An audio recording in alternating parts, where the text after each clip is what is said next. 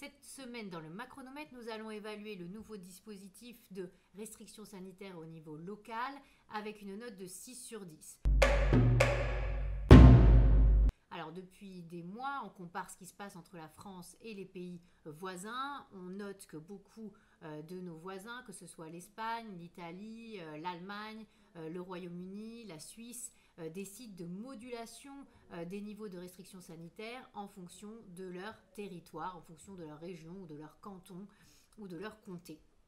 Alors, c'est très intéressant parce que le sujet a été maintes fois débattu. La France avait plutôt pris pour l'instant des mesures assez centralisatrices avec toujours un peu les mêmes restrictions sanitaires sur l'ensemble du territoire. C'est ce qu'on est en train de vivre en ce moment avec le couvre-feu à 18h. Et bien là, en fonction de la circulation du virus, il a été décidé que dans les Alpes-Maritimes, il y aurait un confinement le week-end pendant 2 semaines, du vendredi soir au lundi matin, avec une fermeture aussi des commerces non essentiels et une fermeture des commerces les plus grands au-delà de 5000 m².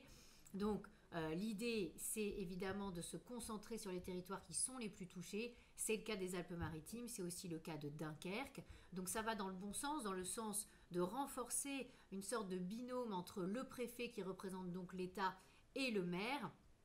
Et on voit que certains proposent déjà, et à juste titre, d'alléger les contraintes sanitaires là où le virus circule le moins, c'est-à-dire par exemple dans des régions comme la Bretagne où il y a beaucoup moins de circulation du virus. On pourrait très bien imaginer un allègement des restrictions sanitaires, par exemple que le couvre-feu commence pas à 18h mais à 19h ou à 20h.